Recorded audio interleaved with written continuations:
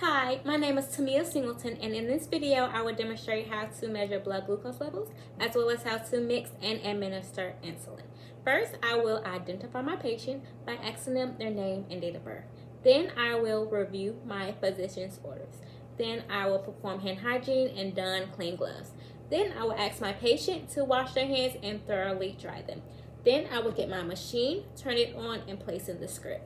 Then I will choose my site, which will be the lateral side of the distal end of the finger.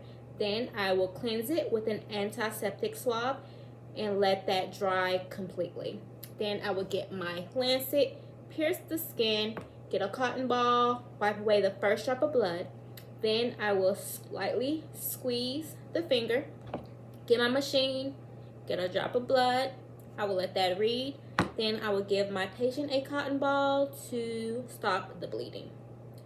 Then, after I get my results, I will turn the machine off. I will disinfect it. I will take off my gloves. I will wash my hands. Then I will explain the results to my patient. Then I will document. My patient's blood glucose level was on the high range, therefore I will administer insulin. So now I will mix and administer that insulin. First, I will compare my physician's order with my mark. Then I will identify my patient by asking them their name and date of birth. Then I will perform hand hygiene. Then I will don clean gloves. Then I will perform a focus assessment, which includes the capillary blood glucose level, which I recently obtained, signs and symptoms of hyper and hypoglycemia, the patient's readiness to eat, then the recent injection site because we need to rotate the sites. Then I will assess the skin integrity of the new injection site. So now I will compare my insulin with my MAR. Then I will check the expiration dates. Then I will roll my valves. Since the valves were already open, I will cleanse it with an alcohol swab. Then I will obtain my syringe.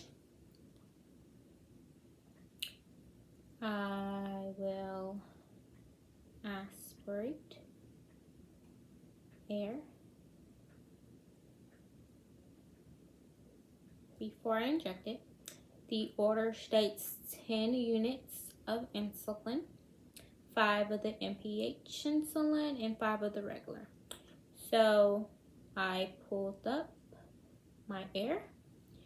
Now I'm going to instill it into my cloudy without touching the solution. I will aspirate another 5 units. Inject it into my clear. And then while I'm in my clear, I will withdraw my 5 units.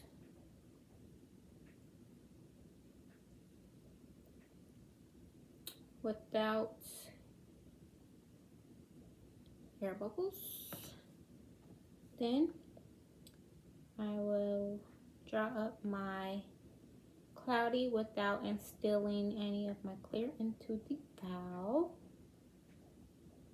So I'm going to withdraw 5 units. Okay.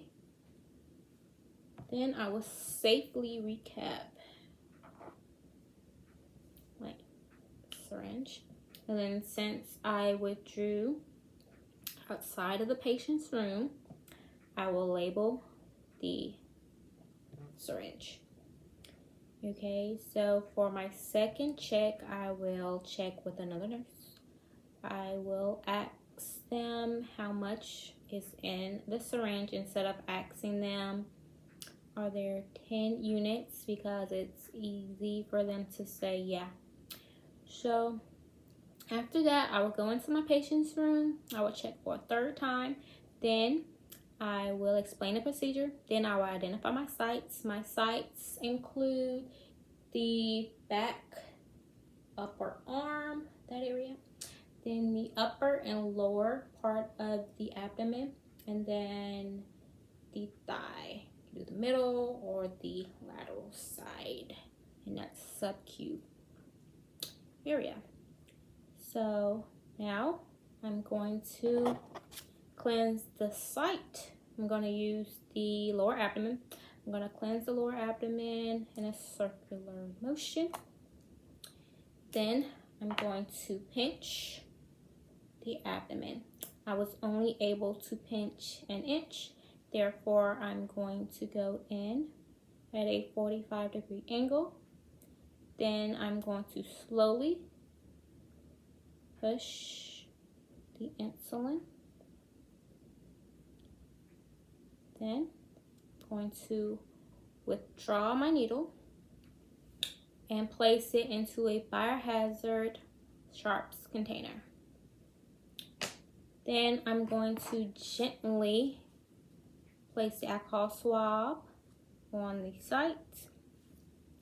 Then I'm going to remove my gloves, wash my hands, and document.